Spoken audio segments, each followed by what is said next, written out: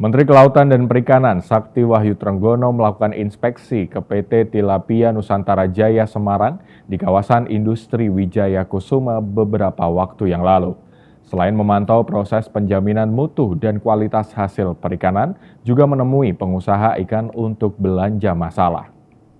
Tim Kementerian Kelautan dan Perikanan RI bertemu nelayan dan pengusaha ikan untuk belanja masalah di Jateng, membahas bagaimana peluang laut bisa dimanfaatkan secara kesinambungan. Apalagi ada ribuan bahkan jutaan nelayan dan pengusaha yang bergerak dalam sektor perikanan. Pihaknya menilai dalam sektor kelautan dan perikanan ini ada industri besar yang penanganannya harus berdampingan, tak bisa sendiri-sendiri. Dialog dilakukan dengan pelaku usaha perikanan bagaimana membangun sektor pangan supaya tidak impor, sebagaimana arahan Presiden RI Prabowo Subianto. Dari sisi lain, kehadirannya ke PT Tilapia untuk memastikan mutu dan keamanan hasil perikanan terjaga dengan baik, serta memenuhi standar internasional. Harapannya hasil perikanan bisa untuk memenuhi kebutuhan pasar domestik dan ekspor selama libur Natal dan Tahun Baru. Trenggono juga ingin memastikan rantai distribusi dan ketersediaan stok ikan aman selama Natal dan Tahun Baru. Menteri menyerahkan sertifikat Hazard Analysis and Critical Control Point sebagai komitmen perusahaan menerapkan sistem manajemen keamanan pangan ke PT Tilapia. Sertifikat diberikan untuk 3 produk, yaitu frozen demersal fish, frozen pelagic fish, dan frozen tilapia. Adapun pelaku usaha perikanan skala mikro, kecil, dan menengah besar yang ditemui diantaranya dari Semarang, Kudus, Pekalongan, Pati, Boyolali, dan Demak. Iya, itu salah satu yang menjadi pemikiran kita adalah pembangunan dari tambak Pantura. Tambak Pantura mungkin 2-3 tahun ke depan jadi solusi ya kalau itu bisa selesai. Pak, soal revitalisasi yang Pantura itu 78.000 hektar itu difokuskan kepada nelayan atau juga ada komoditi lain? Dan kemudian di tahun 2025 itu difokuskan yang 20 hektar dulu atau gimana Pak? Ya, yang paling mungkin adalah 20 hektar itu lahannya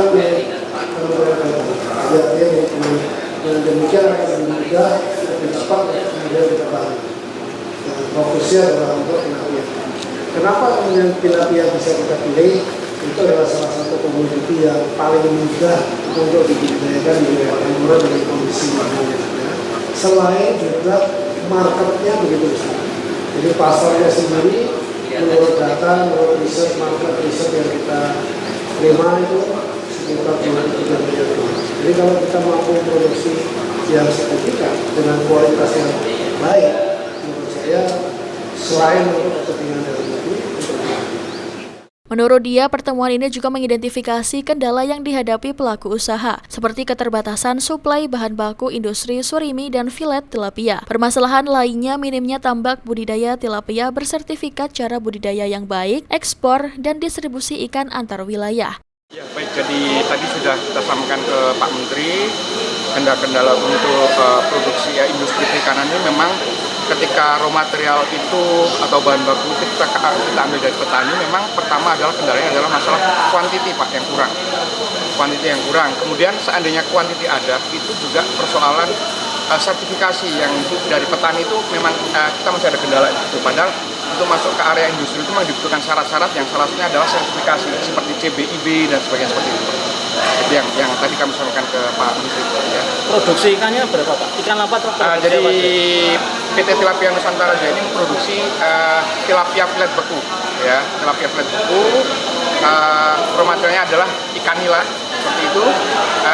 Kemudian kita proses, kita bukukan dan kita kirim rencananya ke US, ke Amerika.